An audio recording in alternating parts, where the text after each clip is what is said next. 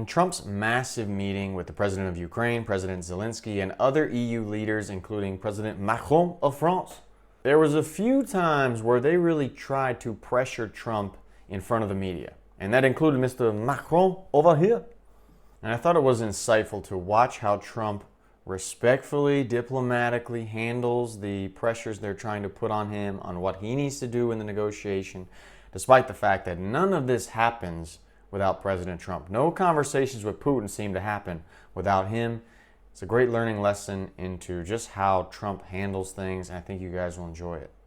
It's itsSeanDaniel here, and there's going to be something right now I want to show you that you will not like in this video.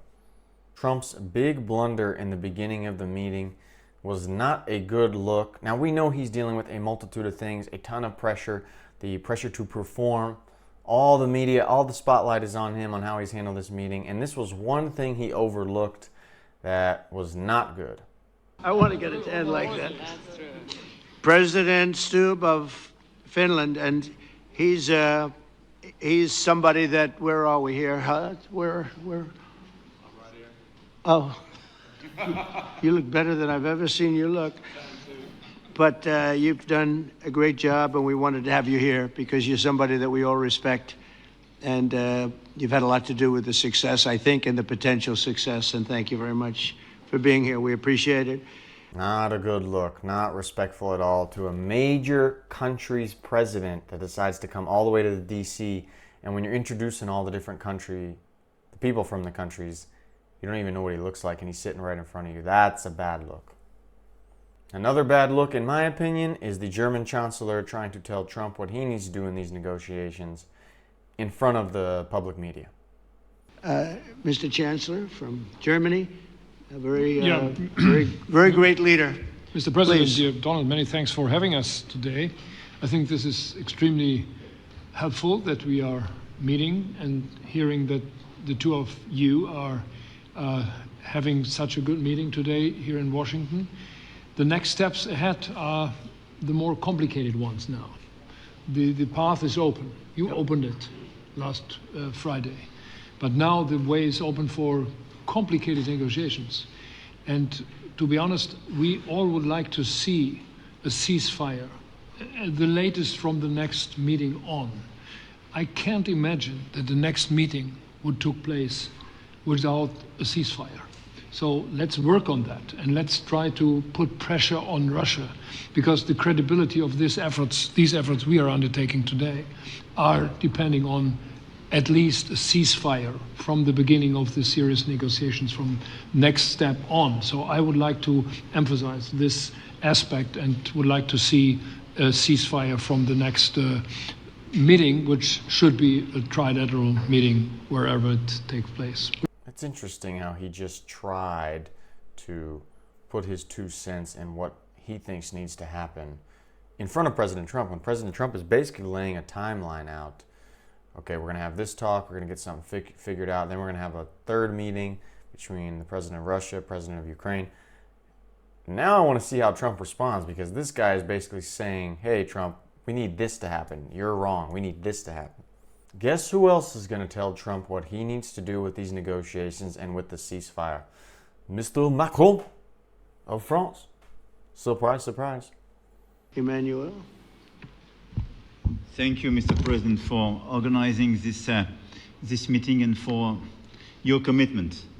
And everything was said, but I just have to say here, everybody around this table is in favor of peace. And we work very hard, and we've worked very hard during the past few years to have a peace which is a robust and long-standing peace. This is why the idea of a trilateral meeting is very important, because this is the only way to fix it. And by the way, I think as a follow-up, we would need probably a quadrilateral meeting, because when we speak about security guarantees, we speak about the whole security of the European continent. And this is why we are all united here with Ukraine on this matter. In order to organize such a trilateral meeting, your idea to ask for a truce or a ceasefire, at least to stop the killings, as we discussed, is a necessity. And we all support this idea. And in order to have such a long-standing peace for Ukraine and for the whole continent, we do need these security guarantees. And the first one is clearly a credible Ukrainian army for the years and decades to come. And the second one is our own commitment, all of us. And we worked very hard during the past few months among the coalition of the willings with the support of NATO to build the different pillars of security guarantees and our commitments.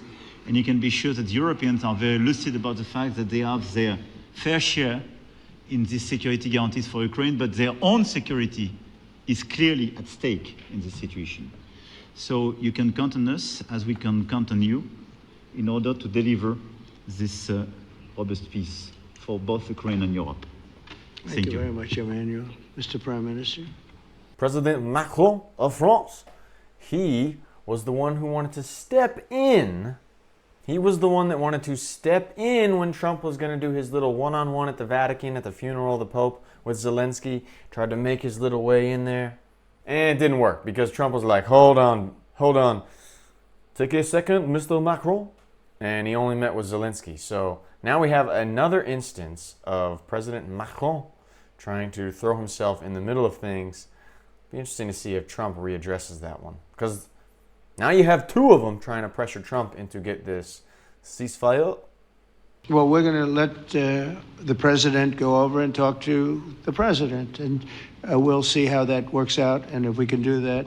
I will say, and again I say it, in the 6 wars that I've settled, I haven't had a ceasefire. We just got into negotiations, and one of the wars was, as you know, in the Congo was 31 years long. Another one that we settled last week with 2 great countries was 35 years going on, and we had no ceasefire. So if we can do the ceasefire, great. And if we don't do a ceasefire, because many other points were given to us, many points were given to us, great points. Trump handled that really well, to stay polite, be nice, and say, hey, you know what? I've handled all these other negotiations without a ceasefire. We don't necessarily need one right now. Possibly because then you have to monitor a ceasefire. And then if Putin and Russia break it, it's going to cause other problems. I don't know what the deal is, but that was pretty smooth handling to bring it back on the path that President Trump is trying to direct it to, because the German chancellor hasn't really been that involved in any of the negotiations to the level Trump has.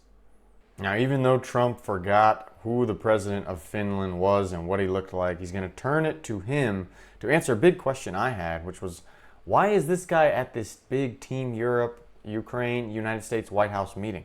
Who's the president of Finland? Well, he's going to answer that right now, and it makes a lot of sense. Some of the international media might wonder, why is the president of Finland here? I think the reason is probably that we might come from a small country, but we have a long border with Russia, over 800 miles. And we, of course, have our own historical experience with Russia from World War II, the Winter War and the War of Continuation. And if I look at the silver lining of where we stand right now, we found a solution in 1944, and I'm sure that we'll be able to find a solution in 2025 to end Russia's war of aggression and find and get a lasting and just peace. The situation is very difficult, but that's why we're here. Thank you, Alex, very much. Good job. That's an impressive job by that guy to answer a question that he knows not only a lot of the media have, but a lot of the American people watching back home, and also the European citizens that are watching back home. Answer a question that the audience directly has, because if he didn't, then we would probably still have doubts, be wondering what the heck's going on, especially because Trump didn't recognize who he was. That was a great job by him.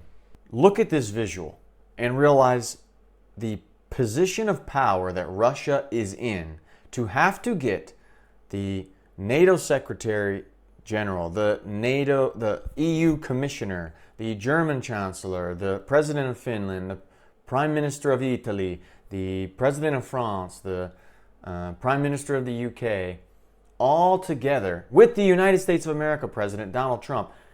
That is what is required in order to get some possible meeting with Russia. That is the power position they are in with this war. That this is what's required to bring them to the table. You can't tell me that doesn't mean that Russia is kind of holding the cards right now. Look at that. Again, these EU people, I think, who tried to influence Zelensky last time to make a big push to Trump about what they wanted, some of them are now doing it again. Do they have a right to do that because they are part of negotiations? Yes. But really, none of this happens without President Trump. There's no meeting that happened between Putin without Trump. Now, they're all saying they would like Trump to be at the third meeting if a Putin-Zelensky meeting happens, which means he's a necessary part of this negotiation, which means they need him. He's in pretty much a powerful position, in my opinion, with the EU leaders, that is. So it was interesting to see how he handled that politically and gracefully as they tried to tell him what he needs to do in this negotiation, even though none of it really happens without him. It's Sean Daniel here. If you guys enjoyed the video, consider liking or subscribing. And if you're already subscribed, thank you so much. See you in the next one.